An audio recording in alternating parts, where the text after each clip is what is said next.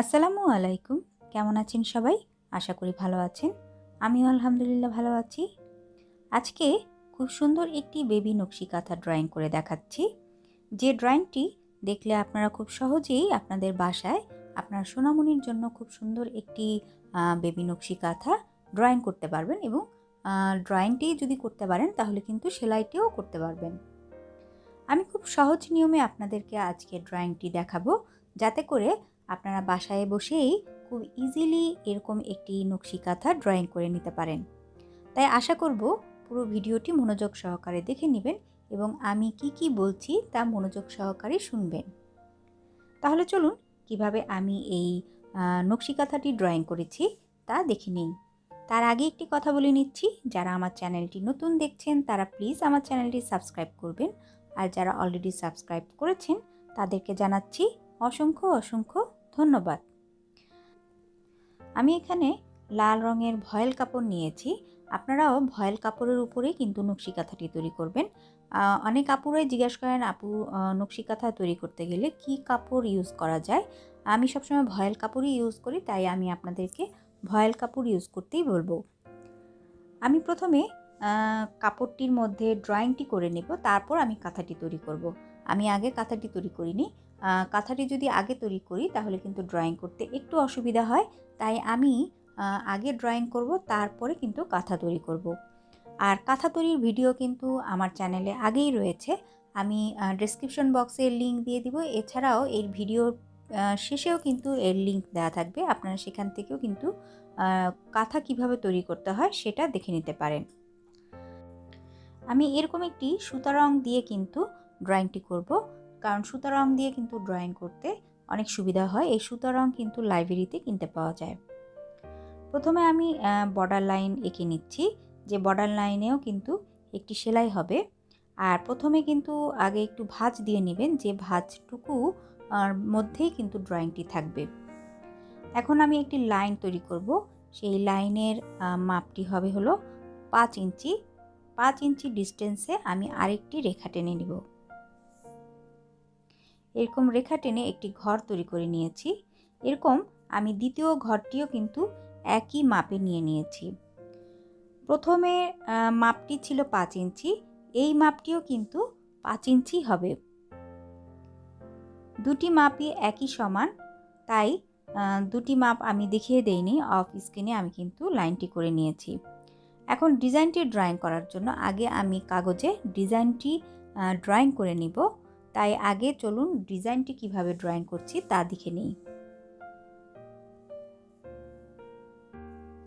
এখানে আমি কাগজে ড্রয়িংটি করে নিচ্ছি এজন্য যে যাতে করে আপনাদের আঁকতে সুবিধা হয়, কারণ কাগজে আপনারা যদি আগে এঁকে একটু প্র্যাকটিস করে নেন তাহলে আপনাদের হাতটাও প্র্যাকটিস হবে এবং এই কাগজ দিয়েই কিন্তু পুরো কাঁথাটা আপনারা ড্রয়িং করে নিতে পারবেন। তাই কাগজে আগে ড্রয়িংটি করে নেবেন, তারপরে কিন্তু সেই ড্রয়িং দিয়েই পুরো কাঁথাটি ফিল আপ করে নিতে পারবেন।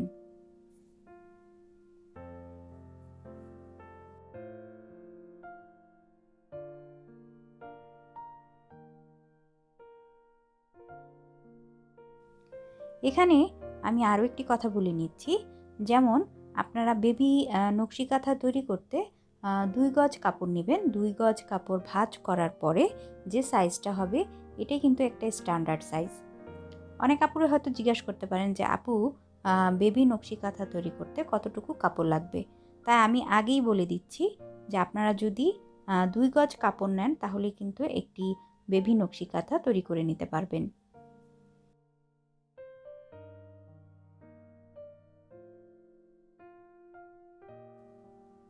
আমার কিন্তু ড্রয়িং করা হয়ে গিয়েছে। এই ডিজাইনটি দিয়েই আমি কিন্তু কাঁথাটি ফিল আপ করবো প্রথম লাইনটি। এখন আমি এই কাগজটি নিচে দিয়ে নিচ্ছি।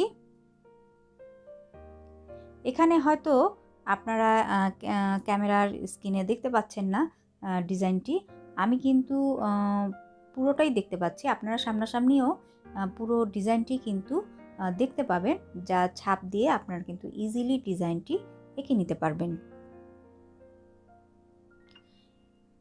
আর কাগজে আগে এঁকে নিলে ডিজাইনটি কিন্তু একই রকম হবে, আপনাদের কষ্টটা কম হবে। সরাসরি কিন্তু কাঁথাতে আপনারা আঁকতে পারবেন না।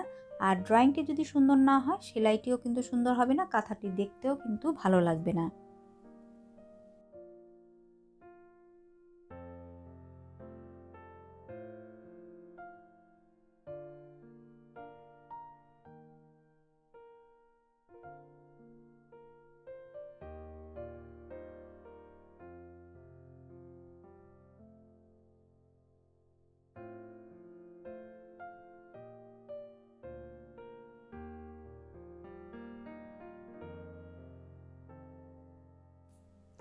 আমার ডিজাইনটি কিন্তু ড্রয়িং করা হয়ে গিয়েছে।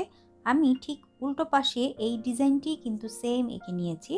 এখন দ্বিতীয় ডিজাইনটি আমি কিন্তু উল্টো সাইডের যে ডিজাইনটি এঁকেছি সেভাবে ছাপ দিয়ে আঁকবো।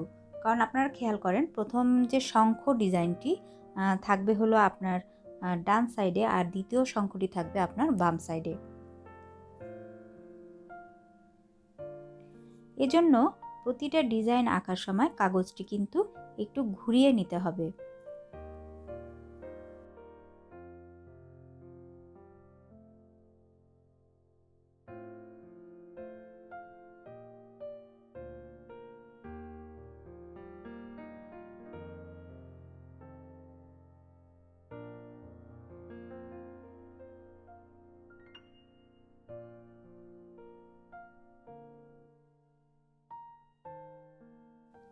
এভাবে আমি কিন্তু পুরো লাইনটি ফিল আপ করে নিয়েছি।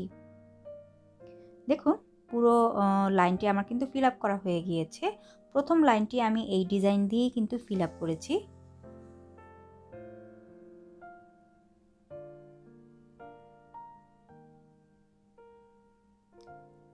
এখন আমি দ্বিতীয় লাইনটি ফিল আপ করব।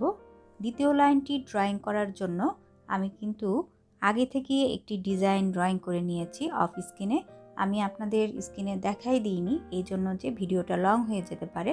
তাই এই ডিজাইনটি আমি আগে কাগজে এঁকে নিয়েছি, এবং প্রথম যে ডিজাইনটি যেভাবে ছাপ দিয়ে এঁকেছি কাপড়ের নিচে দিয়ে কাগজটি, ঠিক এভাবেই কাগজটি সেট করে আমি কিন্তু দ্বিতীয় লাইনটিও ফিল আপ করব।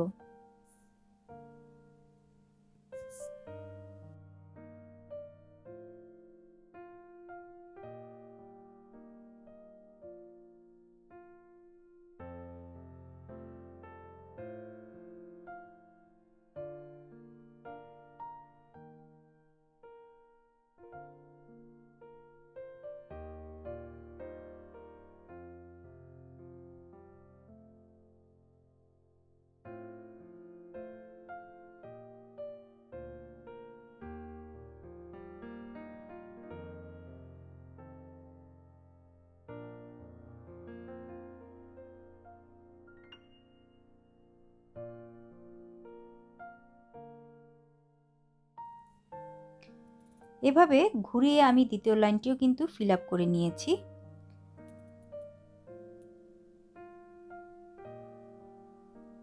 আমি আপনাদের একটু দেখিয়ে দিলাম যে দ্বিতীয় লাইনটি ফিল আপ করার পরে এখন থাকবে মাঝের লাইনটি। মাঝের ঘরটি আমি একটু সিম্পল ডিজাইন দিয়ে কিন্তু ফিল আপ করে দিচ্ছি।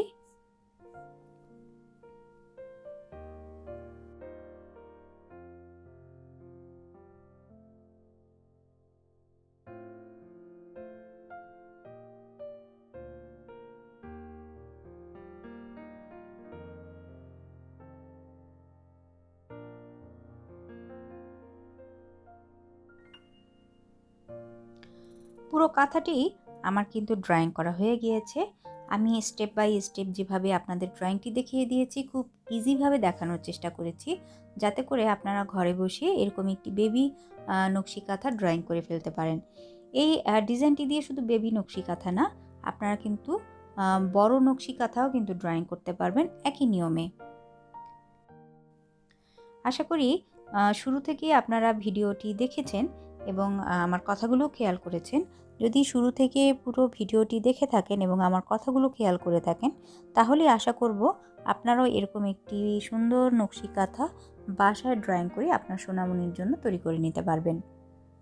এছাড়া যদি কোনো প্রবলেম থাকে, তাহলে আমাকে কিন্তু কমেন্ট সেকশনে আপনারা প্রশ্ন করতে পারেন সেলাই সম্পর্কিত। আমি যথাসাধ্য প্রশ্নের উত্তর দেওয়ার চেষ্টা করব। আশা করি আজকের ভিডিওটি আপনাদের ভালো লেগেছে এবং আপনাদের উপকারে আসবে। যদি ভালো লেগে থাকে তাহলে প্লিজ একটা লাইক দিবেন আর সাবস্ক্রাইব করে রাখবেন আমার চ্যানেলটি। পাশে থাকা বেল আইকনটি ক্লিক করে রাখবেন নতুন এমন ভিডিওর আপডেট সবার প্রথমে পাওয়ার জন্য। আজ তাহলে এই পর্যন্তই। সবাই ভালো থাকবেন, সুস্থ থাকবেন। আগামী পর্ব দেখার আমন্ত্রণ জানিয়ে আজকের মতো এখানেই বিদায় নিচ্ছি। আল্লাহ হাফেজ।